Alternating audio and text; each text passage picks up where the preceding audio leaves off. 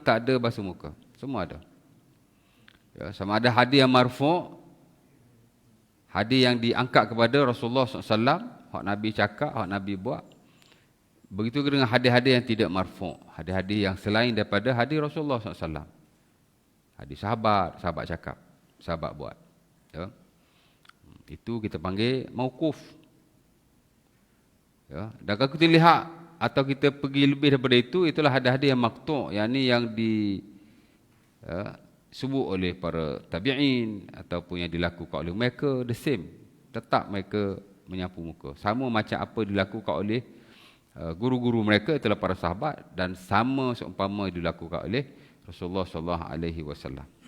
Jadi ayat Quran jelas. Hadis pun banyak dengan marfu'nya. Ya, marfu' ni hak Nabi punya lah. Dengan mauqufnya hak sahabat punya. Dengan maqtu'nya hak tabi'in punya. Ya. Dan begitulah sampai ke hari ini. Tidak ada orang yang berwudu, saya ingat, tidak membasuh muka. Bukan kata ahli sunnah, bukan ahli sunnah pun, baik Syiah. Tuan-tuan pernah tengok Syiah wudu macam mana? Mereka basuh muka juga. Ya. Dan saya jaminlah mana-mana aliran yang menyandarkan dirinya kepada Islam, ya, wudu dia mesti basuh muka. Ya. Dan ini direkodkan oleh para ulama kita ramailah. Ya. Antaranya Al-Imam Ibnu Rushd rahimahullah ta'ala dalam bukunya Bidayatul Mujtahid. Ya. Itu antara buku yang hebat juga. Dulu di Gombak, Dr. Zaharuddin yang ajar buku tu di salah satu surau. Saya ingat tak ramai atau mungkin tak adalah majlis surau yang ajar kitab tu. Ya. Dia kitab yang merangkumi ke empat mazhab atau lebih daripada itu. Dan juga dia menjelaskan kenapa ulama itu khilaf. Dia lebih kepada kaedah lah ya, kenapa ulama khilaf, dan juga dalil-dalil. Ya. Satu buku yang bagus. Dan dia amat terkenal sekali, Al-Imam Ibn Rushd. Ya. Kata beliau, ajma'u ala anna ghusl al-wajhi min fara'idil wudu. Telah ijma' bahawa membasuh muka itu adalah daripada fardu-fardu wudu. Al-Imam Ibn Abdul Bar pun sama, dia ulama besar Maliki. Dia dalam mazhab Malik sama dengan Nawawi dalam mazhab Syafi'i. Ya. Tokoh terkemuka dalam mazhab itu. Dia pun sama. Kata beliau, ajma'al ulama fi jami'il a'sar fil masyriqi wal maghribi anna uslal wajhi fardun. Ya. Telah ijma', mana kesepakatan yang tidak boleh dirungkaikan lagi. Siapa yang kata basuh muka tak wajib dibimbangi kufur, kerana benda tu disepakati, ijma', no khilaf. Kalau tak setuju benda hak tak melibatkan ijma', tak apa. Betul tak? Tapi kalau benda-benda ijma' seumpama ini tak boleh. Setahu saya majoriti menghukumkan keluar dari agama, keluar dari Islam tau. Ya. Menafikan membasuh muka untuk berwuduk, dia seumpama menafikan wuduk itu sendiri. Ya. Menafikan qiyam atau rokok atau sujud dalam solat, seumpama menafikan solat itu sendiri. Apa hukum orang yang menafikan solat? Sembahyang waktu tak wajib. Terkeluar pada agama. Kafir lah. Memanglah dia nama masih Islam. Betul tak? Takkan nak panggil dia acong kot. Panggil Islam lagi kan. Ya, mungkin dia berpegang begitu. Dia tak semayang. Kalau dia kata semayang tu wajib, tak apa lagi. Ini dia kata tak wajib semayang.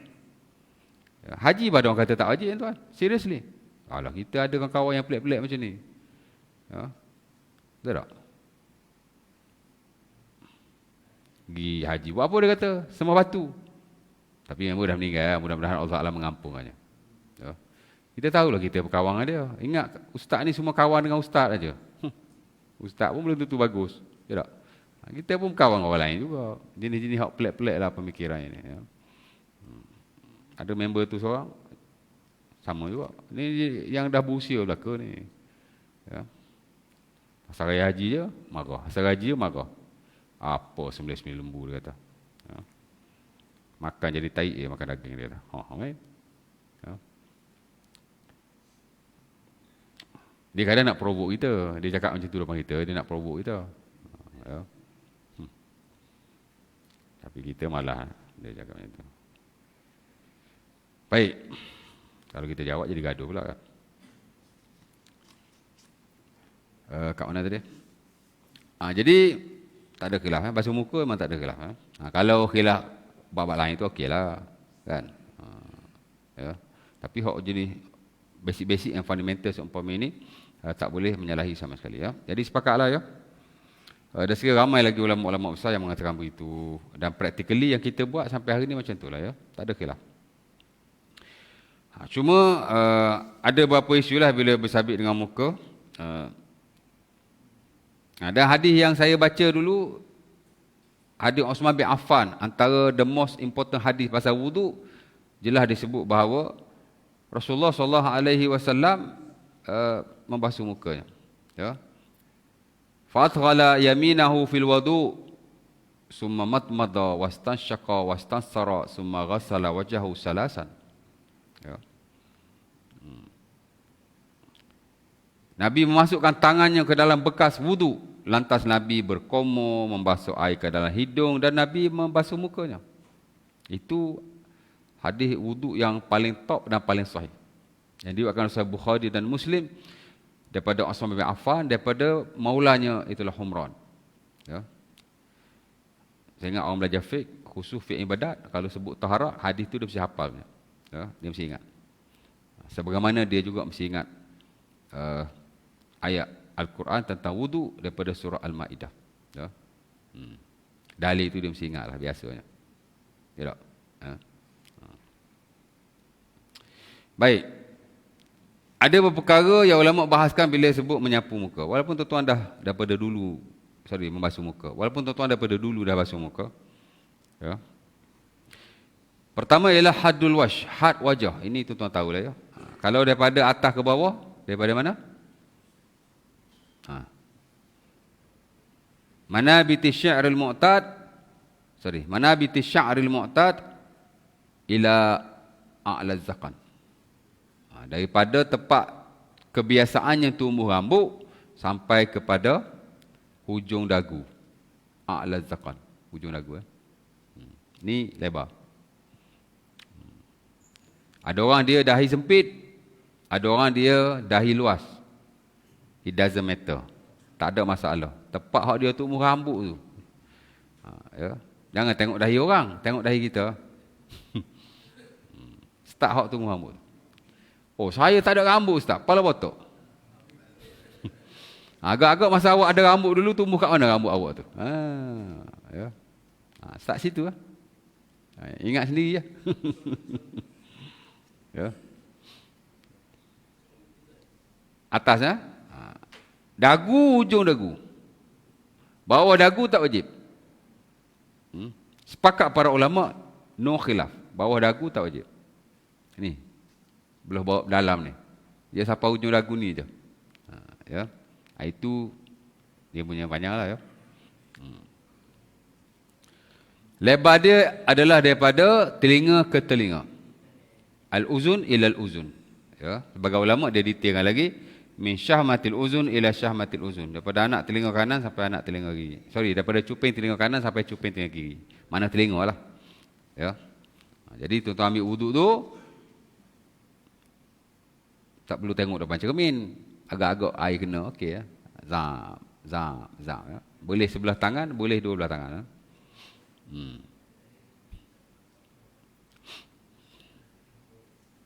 Ya. Itu haddul wash. Lingkaran wajah, had dia. Semua orang tahu. Ya. Yang kedua ialah, adakah diwajibkan membasuh janggut yang ada pada wajahnya itu? Dan begitu juga dengan rambut-rambutnya yang lain. Kadang-kadang dia ada sya'rul khaddain, ada jebing, orang Kelantan kata. Gapo ni?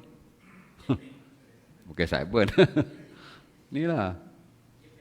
Jebeng. Yalah, orang sini panggil apa? Bukan. Inilah yang jambang. Bukan jamban. Jamban sana. Jambang. Wajib basuh ke tak wajib basuh? Begitu juga dengan bulu-bulu yang lain. Bulu mata, bulu kening, ya. Bulu hidung tak bulu hidung. Bulu hidung tak apa duduk dalam, hak bulu luar ni. Ya. Jika ia nipis, sekira-kira nampaklah kulit. Nipis. Nipis-nipis ni ulama ada banyak teori juga. Sebagian kata nipis-nipis ni nampak kulit. Sebagian kata tak, nipis-nipis ni ialah kita nampak macam nipis. Nipis lah, walaupun tak nampak kulit. Ya. Ada yang kata begitu juga. Tak kisahlah kan. Jadi kalau kita rasa nipis, nipis lah tu. Janggut ke, jebeng ke. Ya. Wajib basuh sampai ke kulit. Wajib sapah. Kebiasaannya kalau nipis ni, sapahlah kebiasaannya. Tak perlu tuan tonyoh, tak payah. Agak-agak kalau kita basuh tu, kalau janggut kita nipis, kita yakin air sapahlah ke kulit kita. Jangan ceh gitu, tak sapahlah. Kalau kita tekap sambil basuh dia sampai. Ya. Practically mungkin kita dah buat. Ini dari sudut teorinya saja. Andai kata ianya tebal, janggut, kalau hak nipis tadi dipanggil khafif. Ya. Sepakat para ulama mesti air sampai ke kulit. No khilaf. Tapi kalau tebal, ulama tak sepakat. Majoriti termasuk standard mazhab Syafi'i tak wajib lagi sampai ke kulitnya. Ya. Kenapa? Lianna al-hukum yantaqil ila as-satir. Itu kaedah dia. Kalau benda itu tertutup, maka ia sudah berpindah kepada yang menutupinya itu. Janggut itu tebal. Ya tak? Tuan-tuan basuh muka, mana basuh muka tu bagi kena janggut. Tapi tak perlu. Bukan tak perlu, tak wajib lah. Tak wajib. Ada juga ulama kata wajib. Tapi saya ambil yang majoriti ya. Termasuk standard mazhab Syafi'i. Kalau tebal tak wajib sampai kulit ke. Kalau tebal tak wajib sampai air ke dalam kulit. Cukup kena janggut ya. Kerana hukum tu dah berpindah pergi kepada janggut. Itu kaedah dia. Oh saya nak bagi kena juga ustaz. Sunnah.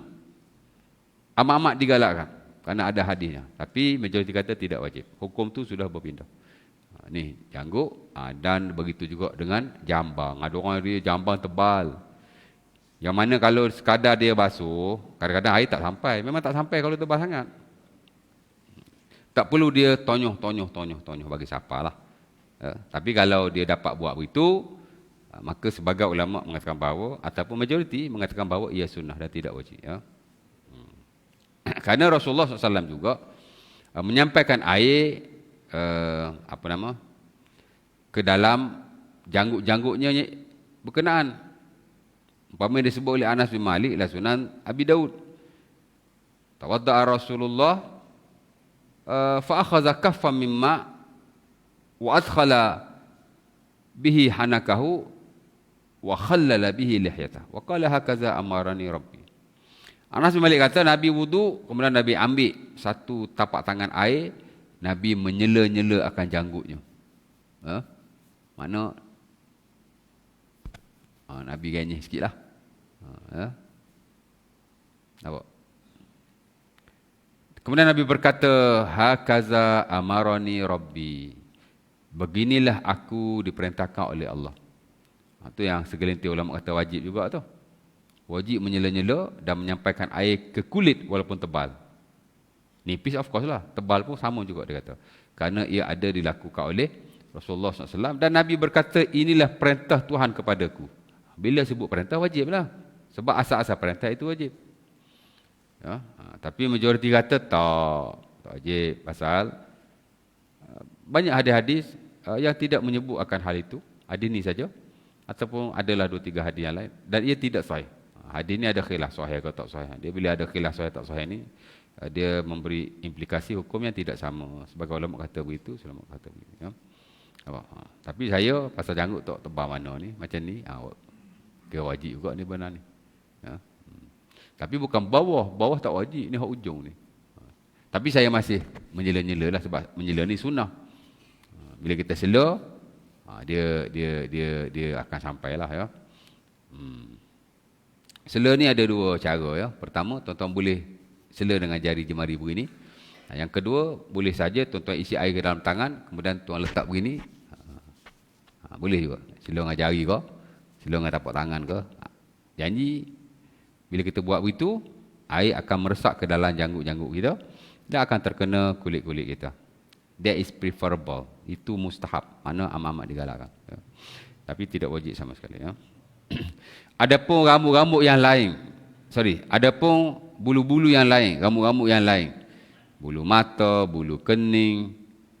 Ya tak? Bulu apa lagi? Bulu hidung tak masuk. Sebut dah ni. Hak ning, tak ada isu lah sebab mana ada orang ada bulu mata tebal sangat. Betul tak? Bulu kening tebal sangat. Sekira-kira kalau dia berwuduk sebagaimana biasa, air sudah sampai. Ya. Baik. Bulu hidung, tak apalah pasal duduk dalam hidung kan.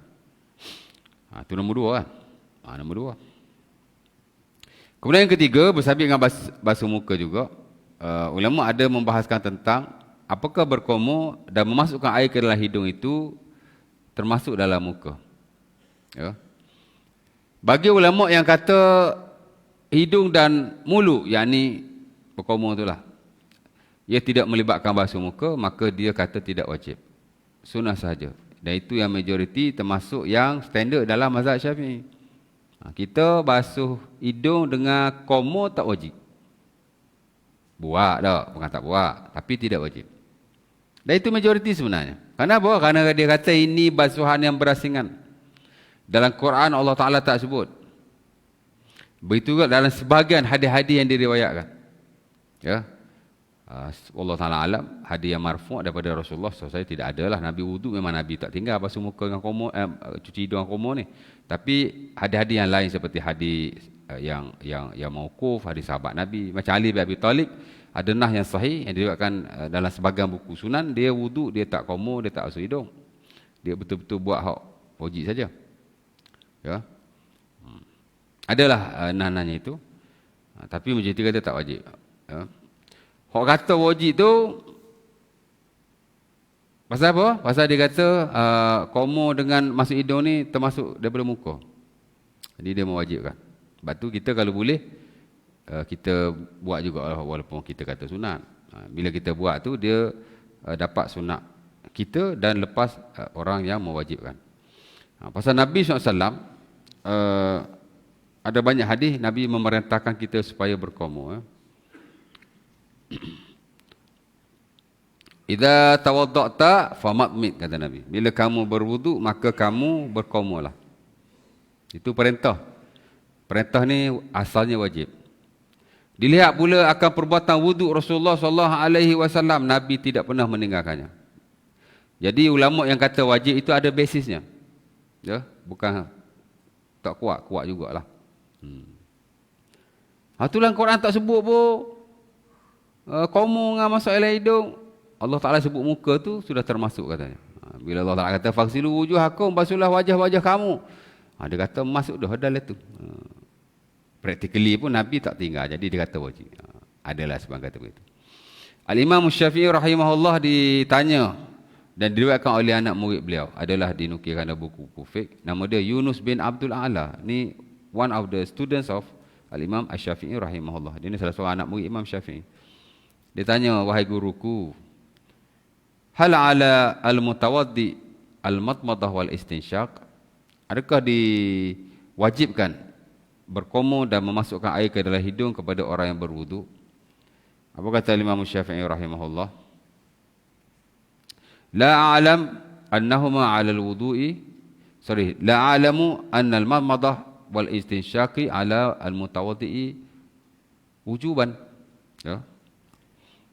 Dia kata, aku tidak tahu jika ada orang yang aku tidak tahu jika ke atas orang yang berwudu itu mesti berkomor atau basuh hidung. Maksudnya Imam Syafi'i kata tak wajib lah. Ya. Dan itu pendirian majoriti sebenarnya. Ya. Baik. Kemudian ada lagi yang dibahaskan oleh para ulama ialah Saiban ni. Ya.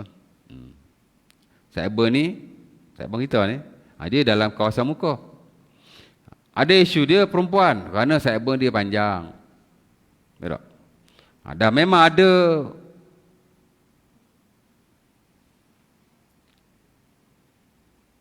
beberapa ataupun adalah pendakwah tu bila dia ditanya, apa hukum membasuh saibun wanita? Dia kata wajib. Kalau panjang kena tarik. Oh, basuh macam tu kan. Ya. Dan pernah bukan kecoh lah, mana ada banyak pertikaian juga pada waktu itu. Ni cerita lama dah ni, 5, 6, 7 tahun lepas. Sehingga Dr. Zulkifli Al-Bakri, mufti wilayah pada waktu itu, mengeluarkan fatwanya. Saya pun baca juga fatwa Dewan Baywan, agak panjang juga. Kesimpulannya ialah tidak wajib. Ya. Maknanya tak wajib basuh. Panjang basuh belakang tak wajib. Kalau panjang lah. Cukup dia basuh muka, terkena part of dia punya saibun di tepi ni, maka sudah memadai. Ini isu khilaf. Tak ada hadis sama sekali in spesifik yang mewajibkannya. Ya. Jadi ada khilaf dalam bab ni. Jadi ada kelonggaran. Ya. Jangan kita cakap macam kalau tak basuh tak sah. Ya. Dan memang ustaz yang terkenal tu memang kata tak sah. Tak sah katanya. Saya pun kadang kalau sebut tak sah, saya pun naik pening juga. Kalau ada pendapat-pendapat tertentu, dan kita faham ia hanya melibatkan ijtihad saja, maka boleh saja kita ambil mana-mana yang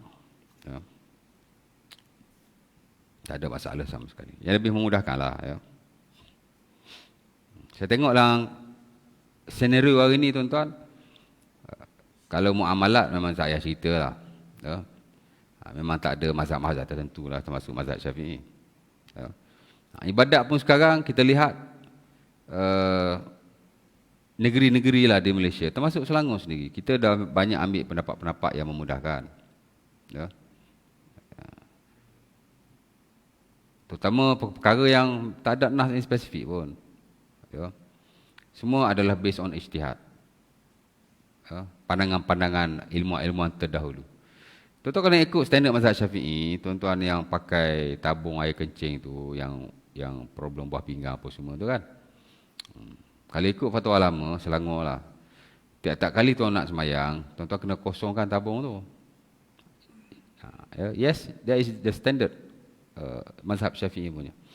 Dulu tak ada penyakit ni. Ada tabung lah. Penyakit tu dah ada, tapi tabung itu tak ada. Orang dulu kalau dia air kencing keluar je, dia akan letak kain. Dia sama saja dengan istihadah. Ya, lebih kurang lah. Jadi bila dia nak solat, dia kena tukarlah kain tu. Ataupun dia kena basuh dan seumpamanya. Dia tak boleh semayang dengan kain yang terkena najis dengan sebab dia keluar je tadi. Kalau lelaki dia panggil sulusul baul. Air kencing dia keluar saja. Kalau perempuan dia panggil istihadah, darah dia keluar saja. Memang kena basuh. Pasal najis kan? Every time of prayer dia kena basuh. Ya. Dan dia memang kena wuduk balik lah. Tapi fatwa baru Selangor dia cakap macam mana? Tak wajib kosongkan tabung, hanya wajib berwuduk saja. Ya. Dan saya nak kata yakin pun tidaklah. Boleh jadi pada masa harapan dia akan ambil lagi satu fatwa yang memudahkan. Kosong tabung tak payah, wuduk pun tak payah. Kerana dia adalah di kalangan orang-orang yang uzur. Ya. Saya kalau jadi AJK fatwa tuan, saya akan cadang yang tu. Saya akan cadang yang tu. Tapi tak jadi AJK fatwa lagi lah. Ya tak? Lawan ni wasit dengan attack aja. Ya. Saya 2 tahun lepas tuan-tuan, orang kos saya. Ni kalau saya sebut nama tuan-tuan kenal semua ni. Kenal semua ni. Dia marah saya ngajar. Ha? Ngajar jenis benda-benda macam ni kan. Dan dia mengancam saya akan batalkan tauliah ustaz. Saya kata ya welcome lah. Saya mengalu-alukan. Tapi dah 2 tahun tak ada tarik tauliah saya lagi pun. Kita mengajar benda betul. Nak takut apa? Tak? Dia takut-takut ni mengajar benda salah. Kita mengajar semua ada rujukan. Cuma kalau awak nak saya mengajar, ya tak? Straight aja, tak ada kanan kanan kiri. Ya tak? Kalau duduk mazhab Syafi'i saja, kena cari orang lagu tu lah. Saya bidang ijtihad. ijtihad meretasi aliran dan mazhab. Ya. Kadang-kadang bukan untuk kita ikut, tapi nature hari ni belajar khusus fiqh lah, memang macam tu. Ya. Dia kan ada banyak keterbukaan. Dunia berubah tuan, dan fiqh mesti hidup. Umpama kata Al-Qardawi hafizahullah, rahimahullah. Al-fiqhu haya. Wal hayatu lahu ruh, laha ruh. Hidup ni adalah kehidupan, dan kehidupan mesti ada ruh.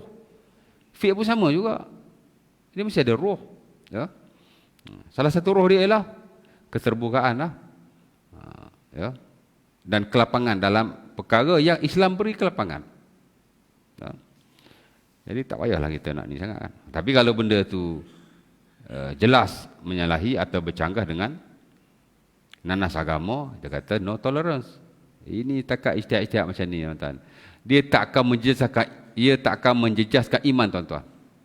Jauh sekali dia tak akan bawa pada apa-apa kesan yang buruk. Perbalahan, pergaduhan, jauh sekali peperangan. Saya kata tak boleh, nanti kita mu kata lagu ni, aku kata lagu ni, bergaduh nanti. Adalah. Ulama dulu kan. Imam Malik, Imam Syafi'i. Imam Syafi'i kata lagu ni, Imam Malik kata begini. Anak tunggu anak murid, okey ya? Tak? Imam Malik kata siapa-siapa yang semayang di belakang imam, tak wajib membaca Fatihah. Imam Syafi'i kata, tak. Dulu dia kata tak wajib juga. Tapi hak baru dia kata tak. Wajib baca Al-Fatihah. Siapa-siapa tak baca, tak salah semayang. Hak jenis imam baca kuat-kuat macam subuh kan.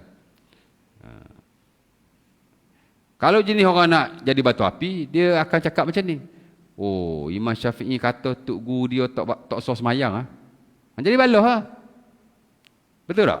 Hak dia kata tu betul tak? Betul. Dah Imam Malik kata tak payah baca. Imam Syafi'i kata kena baca. Jadi menurut Imam Syafi'i, Imam Malik semayang tak sah. Betul tak? Logically macam tu lah. Tapi Imam Syafi'i tak kata Imam tok guru dia tak sah. Dia kata orang semayang macam tak sah. Sama lah tu dia kata. Tak sama. Awak tu nak cari gaduh tu asal lah. Tak sama. Jadi jangan buat kesimpulan sendiri. Ya. Dia cerita dia macam tu lah. Ya. Baik. Jadi saiban tu tak wajib. Ya. Tapi kalau nak basuh terpulang. Ya. Tapi kalau tak basuh tidak mengapa ya. Baik, itulah yang sapu muka yang saya tahu. Memang adalah perkara yang dibahaskan, tapi bab fardu ni biasa dia tak ada isu sangat. Ya. Ada tanya apa-apa tak? Ada soalan? Any question? Okey, sapu tangan ke siku. Sorry, sapu bukan sapu ni. Oh, ni tayamum. Apa hak kau bagi baca tayamum? Mana wuduk ni? Pasal malam tadi tayamum dekat Shah Alam. Ya. Ini wuduk.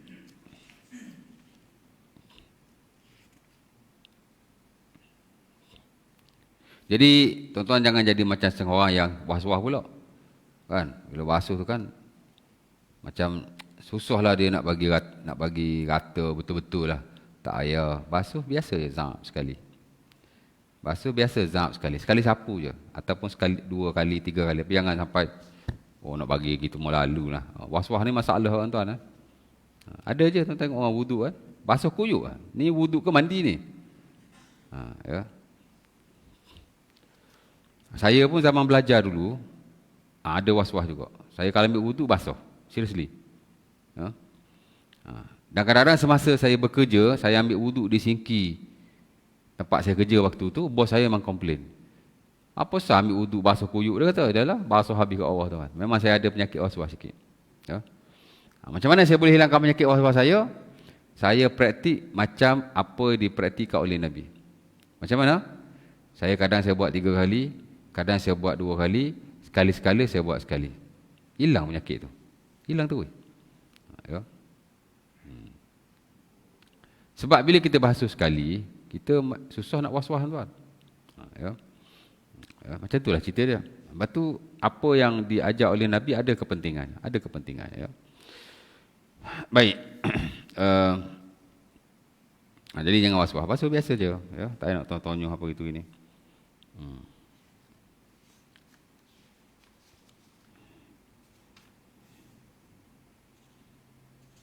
Okey, basuh tangan hingga ke siku sama juga, sepakat para ulama.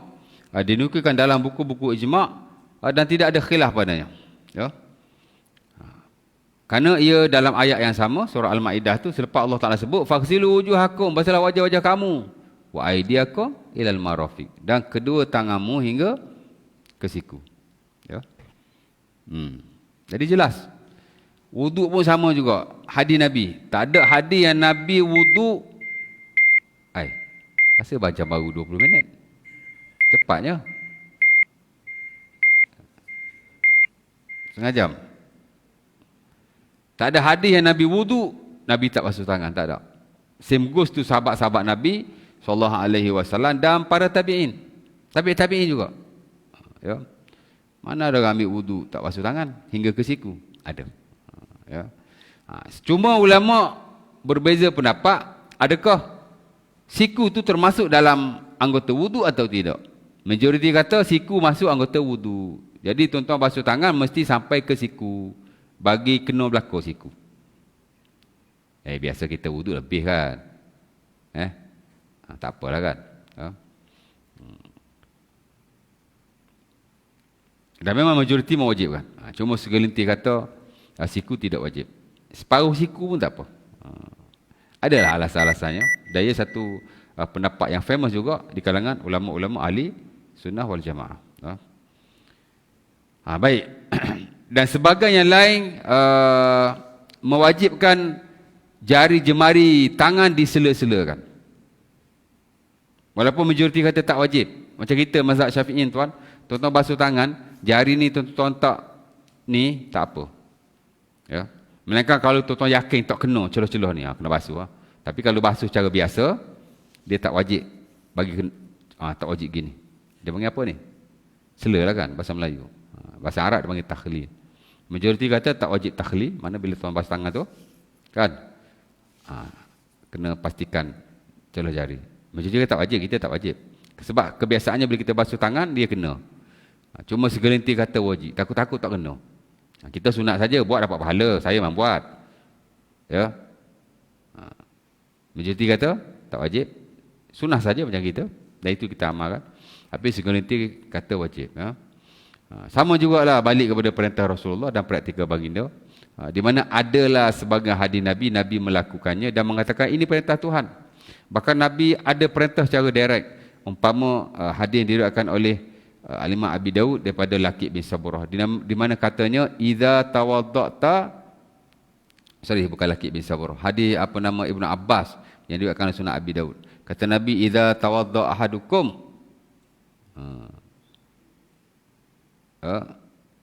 fakhallil baina asabi' yadayhi wa rijlaihi.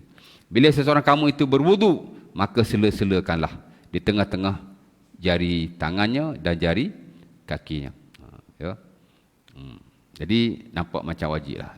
Jadi jangan tinggal lah kalau boleh. Dapat pahala insya-Allah Ta'ala walaupun kita kata tak wajib. Ya.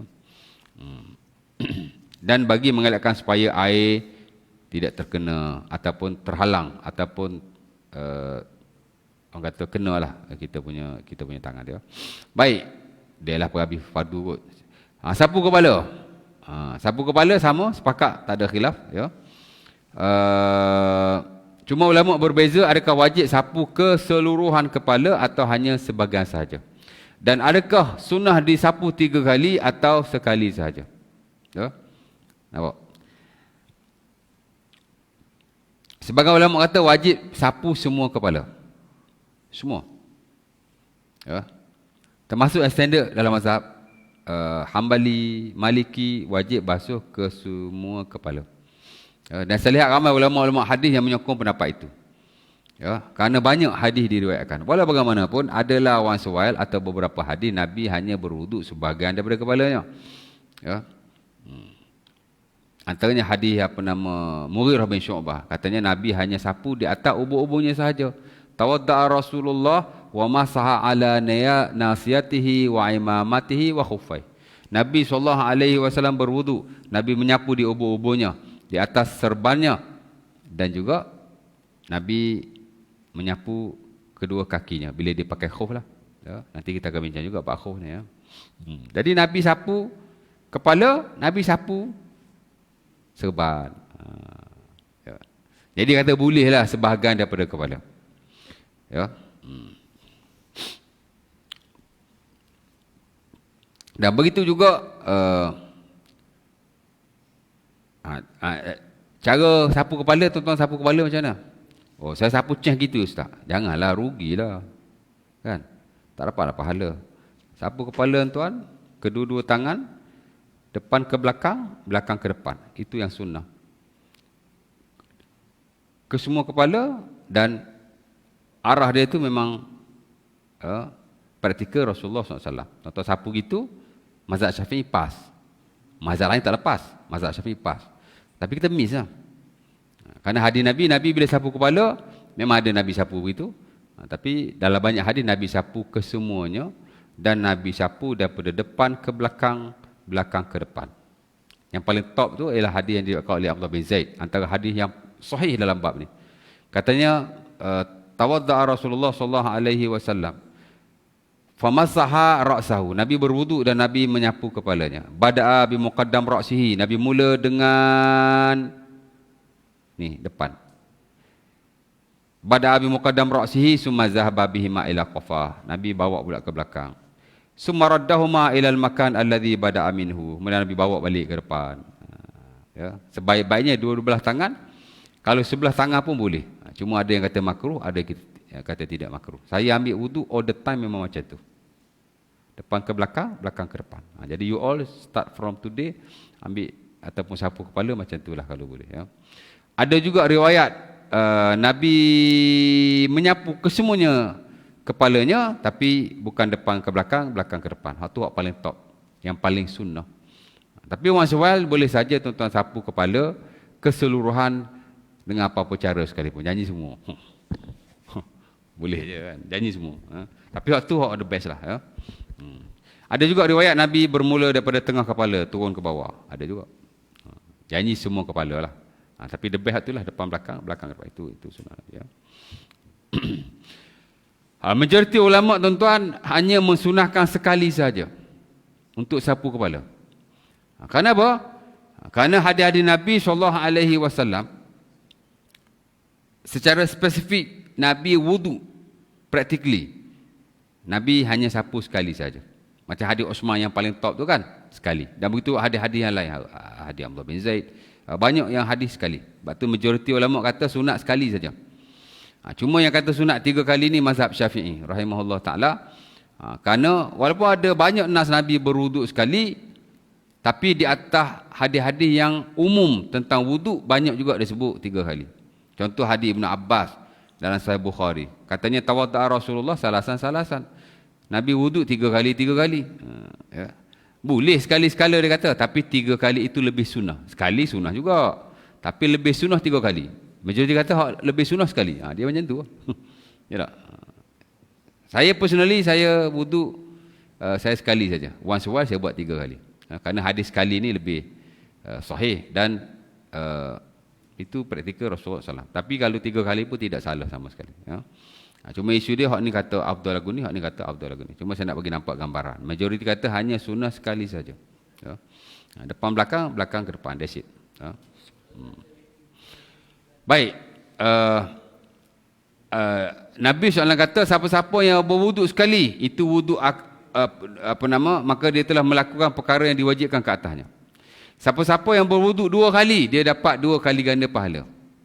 Siapa-siapa yang berwuduk 3 kali, Nabi kata itulah wudukku dan wuduk Nabi-Nabi sebelum daripadaku. Hadis Ibnu Umar yang diriwayatkan dalam Musnad Ahmad. Antara hadis yang kuat jugalah yang nak menyokong bahawa afdal wuduk ni 3 kali tanpa mengira anggota. Ya. Nampak? Jadi cerita dia begitulah ya. Baik. Sapu kepala, lepas tu basuh kaki. Basuh kaki sama juga. Termasuk dalam rukun. Cuma bila tuan-tuan basuh kaki, dia sama saja dengan basuh tangan. Kalau dapat sela-sela celah jari itu, lebih baik. Sunnah. Dan dapat mengelakkan daripada air terkena di celah jari. Kerana celah jari ni dia lebih susah sikit berbanding celah tangan. Celah tangan dia bokok sikit. Kaki ni kadang dia tutup. Nak hak mana hak jari hak jenis tebal-tebal besar-besar tu tak. Kan air tak masuk. Jadi sebaik-baiknya menyela lah. Oh ustaz, saya nak bagi tahu, saya ni tak boleh tunduk. Kalau tunduk sakit pinggang lah, itulah inilah.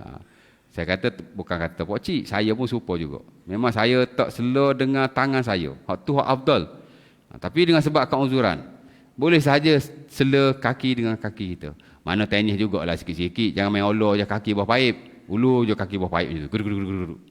Takut tak kata. Ya. Ulu kaki bawah paip, tenis kan. Kaki sesama kaki, ia termasuk juga takhlil insya-Allah taala. Kerana kita tidak mampu melakukan dengan tangan. As long as kita cuba sebaik mungkin untuk meratakan air. Jangan semata-mata di ulu lah. Ya, takut-takut tak dapat itu saja. Ya. Ya, insya-Allah taala. Dan tertib sepakat para ulama. Majoriti mewajibkan.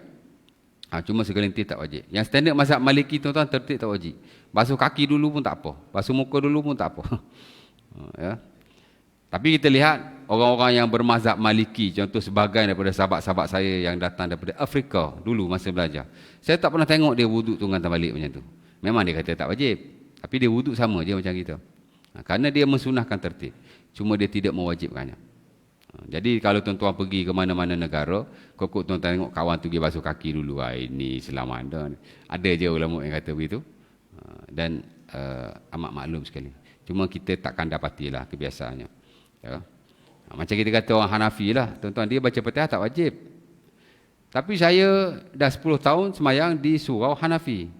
Tapi Hanafi pun dah celup dah pasal duduk Malaysia. Masjid surau Hanafi Malaysia kan. Dia dah celup-celup sikit lah. Tapi adalah Hanafi tu masih ada. Kita tahulah kan. Saya tengok mereka ataupun saya semayang di belakang mereka baca Fatihah juga. Mungkin takut kalau tak baca kan jadi masalah pula kan sebab dia duduk di Malaysia. Tapi saya semayang sunat sebelah-sebelah pun saya dengar dia baca juga Fatihah. Kadang lebih kepada teori je. Bila back to practical, dia baca juga. Sebab dia mensunahkan Al-Fatihah. Jadi dia baca juga benda sunah tu. Ya, dia tak wajibkan Fatihah, dia mensunahkan saja. Ya. Baik, insya-Allah taala habis bab tu, alhamdulillah lega saya. Saya dah lama nak habiskan bab fardu wudu ni. Tapi sebelum ni mungkin duk main kona kot lain kot. Next nanti kita masuk sunanul wudu. Ni interesting sikit ataupun lebih banyak skop yang kita boleh kongsikan. Dan kalau ada nak tanya apa-apa, ada soalan tak? Ada nak tanya apa-apa? Tak ada? Oh, kelas fiqh tak ada, tak syok lah. Dia kena ada satu soalan. Simple. Saya jawab pun simple. Ya. Ada soalan? Tak ada? Tak ada tak apa. Ya. Okey. Okey, basuh anggota wuduk tuan-tuan. Yang selihat yang disunahkan oleh para ulama ialah kalau tangan daripada jari naik ke siku. Selari dengan apa disebut oleh Allah Ta'ala dalam Quran. Faksilu wujuhakum wa aidiakum ilal marafiq. Basuhlah mukamu dan tanganmu hingga ke siku. Tangan hingga ke siku. Jadi kita buat macam itulah, tangan hingga ke siku. Tak kisahlah tuan-tuan wuduk dalam air kolah ke, tuan-tuan wuduk dengan paip ke, tuan-tuan wuduk daripada air terjun ke, air hujan ke. Tangan dulu. Boleh aja buat, tak boleh? Boleh. Tapi kalau boleh je ambil air gitu. Saya boleh buat. Oh, celup gitu aja. Tapi kalau buat berbeza sebaliknya, mula kok siku dulu ataupun mula kok tengah dulu. Boleh, tapi tidak sunnah. Sebagai ulama kata makruh, sebagai ulama kata khilaful aula. Khilaful aula ni ringan pada makruh sikit. Tidak afdal maksudnya. Ya. Saya tak tahulah, saya tak pernah ambil wuduk siku dulu, tak pernah. Daripada kecil tak pernah kot rasanya. Saya mesti tangan. Kaki pun sama juga. Di mana dimulai dengan jari kaki naik ke atas. Ya. Boleh aja. Kalau ulu pun ulu jari dulu. Pap. Ya. Nampak.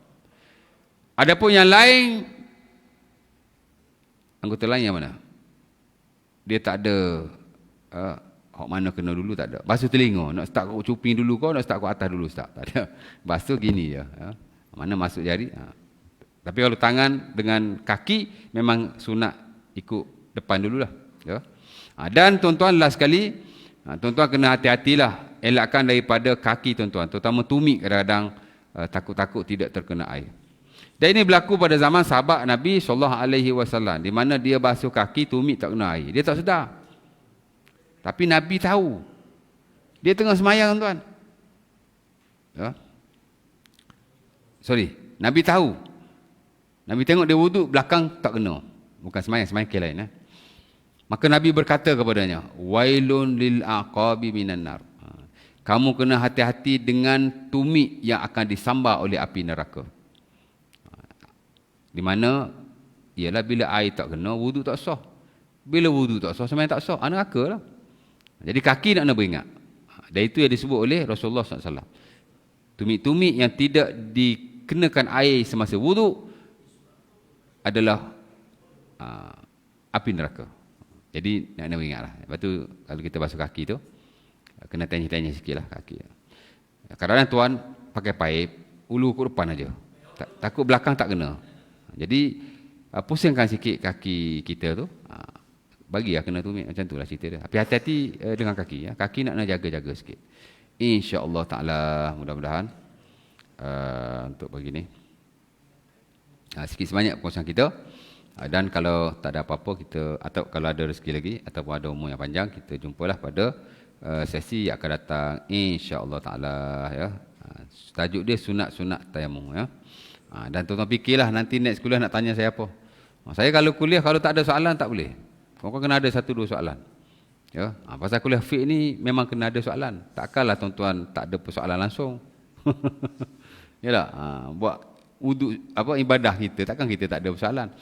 Dan tuan-tuan boleh saja tanya bab yang lain, tak ada syarat. Bila saya ajar wuduk, tuan-tuan tanya bab wuduk, boleh je tanya bab semayang. Ya. InsyaAllah ta'ala, kita tangguhkan majlis kita dengan tasbih kafarah dan surah Al-As. Subhanakallah bihamdik, syurala anta, astagfirullah. Assalamualaikum warahmatullahi wabarakatuh.